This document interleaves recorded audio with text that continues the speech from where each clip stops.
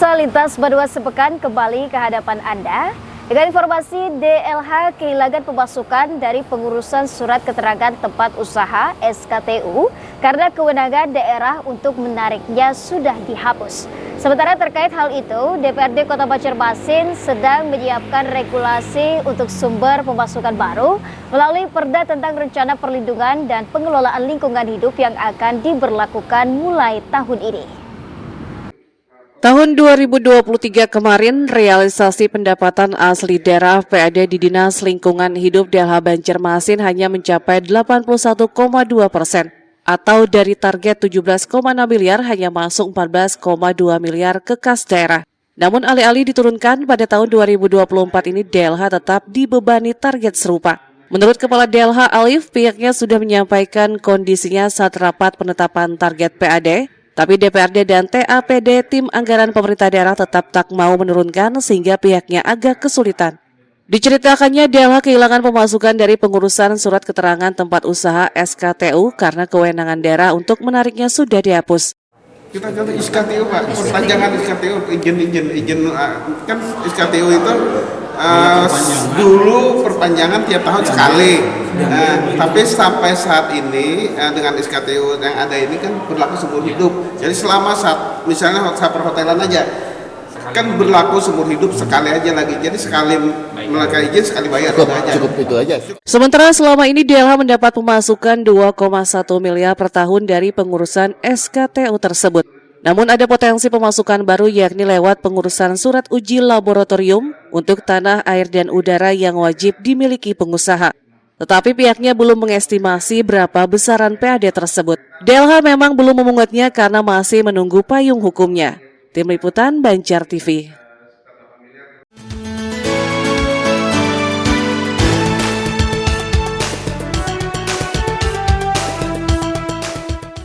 Terpisah, Wakil Ketua Komisi 3 DPRD Banjarmasin Afrizaldi mengatakan DLH tak perlu khawatir sebab Dewan sedang menyiapkan regulasi untuk sumber pemasukan baru. Namanya Perda tentang Rencana Perlindungan dan Pengelolaan Lingkungan Hidup (RPPLH) dan akan diberlakukan mulai tahun ini. Yang mana dengan diterapkannya payung hukum ini nantinya bisa mengembalikan PAD yang hilang. Di antara itu terbit yang namanya undang-undang baru. Nah, di sini belum ada perda-perda yang memayung hukumi apa yang menjadi potensi-potensi baru.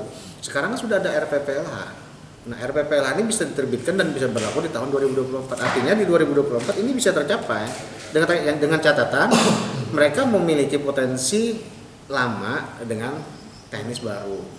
Rencana Pengelolaan Lingkungan Hidup itu induk dari bukan RPPLH itu kalau di PUPR itu sama dengan RT/RW.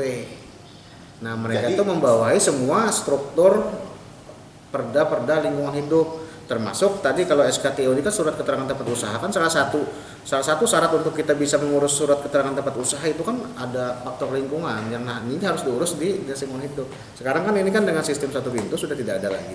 Namun di RPPLH ada nanti bahwa mereka itu bersedia dengan anggaran seperti itu tentu ada kalkulasi yang sudah mereka perhitungkan.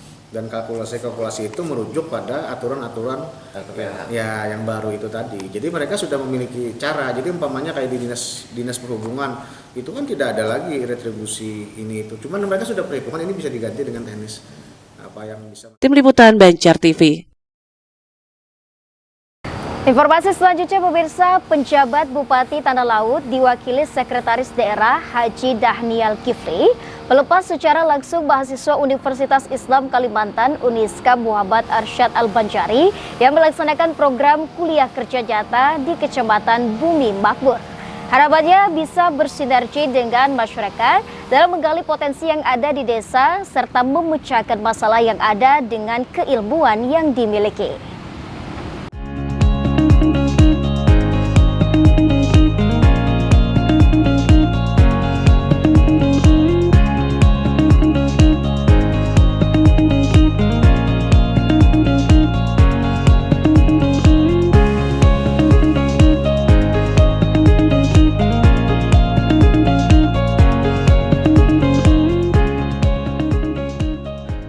Ribuan mahasiswa semester ganjil tahun akademik 2023-2024 Universitas Islam Kalimantan Uniska Muhammad Arsyad Al-Banjari tahun ini kembali mengikuti program kuliah kerja nyata yang dilaksanakan di Kecamatan Bumi Makmur, Kabupaten Tanah Laut, Rabu 24 Januari 2024. Pelepasan mahasiswa KKN Uniska ini dilakukan secara langsung oleh penjabat Bupati Tanah Laut, diwakili Sekretaris Haji Dahnial Kifli, disaksikan Camat Bumi Makmur, Wakil Rektor 1 dan 4 Uniska, serta para pembakal. Dengan ucapan Bismillahirrahmanirrahim, kelompok mahasiswa kuliah kerja nyata Kampus Uniska Muhammad Arsyad Al-Banjari, Banjarmasin tahun akademik 2023-2024 yang akan mengabdi di wilayah Kecamatan Bumi Makmur hari ini saya nyatakan resmi dilepas. Dalam sambutannya, Sekda Tala Haji Dahnial Kifli berpesan agar para mahasiswa bisa memanfaatkan masa KKN ini sebagai wadah mengembangkan kemampuan diri dalam memecahkan segala permasalahan yang ada serta menggali potensi yang dimiliki desa. Apalagi di Kecamatan Bumi Makmur memiliki potensi besar di bidang pertanian, persawahan, perkebunan hingga peternakan, sehingga perlu mendapat pengembangan lebih lanjut lewat modernisasi, teknologi dan informasi yang berimbas pada peningkatan kesejahteraan masyarakat desa. Mudah-mudahan nanti ke depan kita bisa kerjasama sehingga masyarakat dan mahasiswa dapat ilmu, masyarakat dapat ilmu. Ini kegiatan yang positif harus kita bina, harus kita kerjasamakan dengan bagus. Jadi potensi yang ada di Bumi Makmur, khususnya ini potensi pertanian, sawah, kemudian peternakan. Jadi nanti mereka sambil belajar KKN. Ini pengalaman yang luar biasa bagi mahasiswa KKN. Sementara itu, Camat Bumi Makmur Sahida Nur berharap agar mahasiswa KKN Uniska juga bisa ikut berkontribusi dalam menekan angka stunting yang saat ini menjadi isu nasional, dengan bersama-sama memberikan edukasi tentang pola asuh dan pola hidup yang baik kepada masyarakat. Tahun ini kita masih dalam program pengendalian stunting.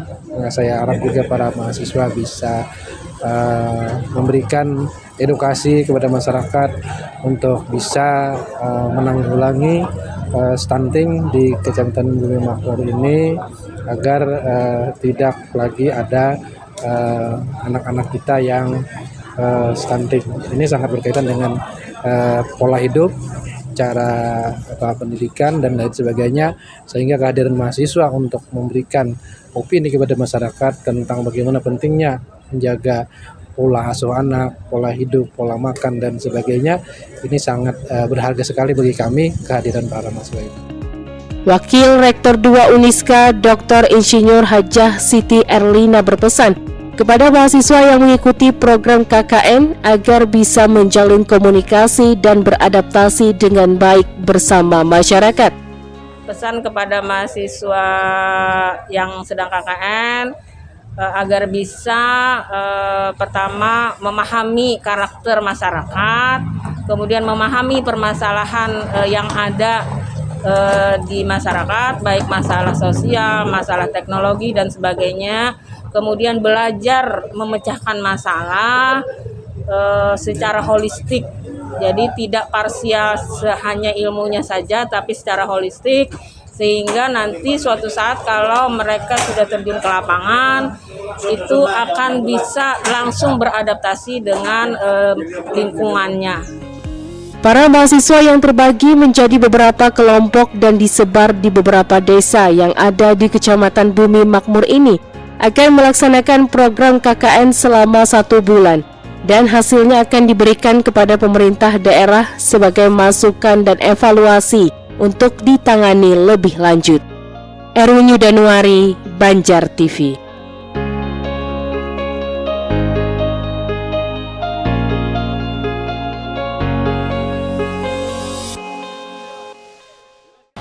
Pemirsa, pelaksanaan Haul ke-19 Aba Guru Sekumpul telah berjalan lancar yang dihadiri jutaan jamaah dari berbagai pelosok negeri. Kesuksesan ini tak lepas dari sinergi dan koordinasi sebuah pihak, termasuk Dinas Komunikasi Informatika Statistik dan Persandian Kabupaten Banjar. Usai melakukan rapat evaluasi bersama jajarannya terkait kegiatan DKISP pada Haul ke-19 Abah Guru Sekumpul pada 14 Januari 2024 lalu, Kepala DKISP Kabupaten Banjar Aidil Basit mengungkapkan pihaknya berhasil dalam mendukung dan mensukseskan Haul dengan menyediakan fasilitas channel CCTV dan YouTube Suara Banjar Media dan YouTube Banjar Kreatif. Sebanyak 46 CCTV yang dipasang DKISP berjalan dengan lancar dan banyak dikunjungi masyarakat. Dari data yang diperoleh, pengunjung yang memantau relay CCTV sebanyak 242.177 orang. Pengunjung yang memantau YouTube resmi pemerintah Kabupaten Banjar berjumlah 260.311 orang. Sementara penonton yang menyaksikan lewat channel YouTube Ar-Raudah Sekumpul sebesar 644.997 pengunjung. Seperti di tahun kemarin, kami memasang 46 CCTV dan alhamdulillah ternyata sangat membantu. Dan ini kita lihat dari kunjungan orang atau pengunjung kepada CCTV kami, Kabupaten Banjar ini CCTV dikunjungi oleh 242.177 pengunjung. Kemudian channel YouTube kami, channel YouTube Kabupaten Banjar dikunjungi 260.311 pengunjung. Nah, sebagai informasi tambahan bahwa ternyata masyarakat antusias untuk mengunjungi YouTube channel Raudah. Tercatat di sini pengunjungnya 644.997 orang. Dan ini alhamdulillah kegiatan berjalan lancar. Kemudian kami berharap tahun-tahun ke depan Kominfo Kabupaten Banjar dapat lebih terus membantu dengan hal-hal khususnya berkaitan dengan teknologi informasi sehingga haul dapat berjalan dengan lancar. Kedepannya DKISP Banjar bakal menambah CCTV di wilayah Kampung Melayu dalam Pagar dan Kalampayan untuk menunjang pelaksanaan haul Syekh Muhammad Arsyad Al-Banjari, Guru Kasful Anwar, dan Guru Anang Sya'rani Arif. Ahmad Ramadhani, Banjar TV. Informasi lainnya, pemirsa, Gubernur Kalimantan Selatan Sabiridor mendorong berbagai upaya pengembangan dan pelestarian budaya lokal, salah satunya melalui lomba ketangkasan perahu tradisional di Desa Pemurus Kabupaten Banjar yang berlangsung meriah. Pengembangan dan pelestarian budaya lokal terus didorong pemerintah Provinsi Kalsel. Salah satunya melalui lomba perahu tradisional yang berlangsung di Desa Pemurus, Kabupaten Banjar, Minggu 21 Januari 2024. Lomba jukung tradisional yang diikuti 64 tim ini juga terbilang istimewa karena turut disaksikan langsung oleh Gubernur Kalsel Sahbirinor atau Paman Birin.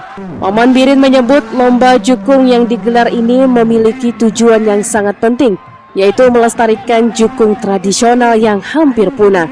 Pasalnya keberadaan jukung sebagai alat transportasi tradisional makin ditinggalkan seiring makin pesatnya pertumbuhan alat transportasi darat. Padahal jukung merupakan ciri khas Banua Kalsel sebagai daerah yang memiliki banyak sungai. Tak hanya itu, alasan Paman Birin menggelar lomba semacam ini juga dalam rangka membangkitkan kembali gairah berolahraga dan juga mengangkat sektor pariwisata sungai. Sementara itu, Kepala Dinas Pemuda dan Olahraga Kalsel yang diwakili Kabid Pembudayaan Olahraga Budiono mengatakan lomba jukung tradisional kali ini mendapat perhatian yang besar oleh masyarakat. Hal itu menjadi bukti bahwa masyarakat Kalsel mencintai olahraga ini dan merasa terhibur dengan menyaksikan lomba yang digelar. Untuk itu, Dinas Pemuda dan Olahraga Kalsel bertekad mengembangkan olahraga jukung tradisional ini dengan berbagai event. Di akhir kegiatan, Paman Birin juga menyempatkan diri untuk menyerahkan piala dan hadiah berupa uang tunai kepada pemenang lomba. Ya, oke. 6 orang umroh yang juara 1 setelah bulan puasa. Ya. Yang penting latihan dulu masing-masing. Oke, Paman. Latihannya sambil berdoa, mudah-mudahan tadi menang.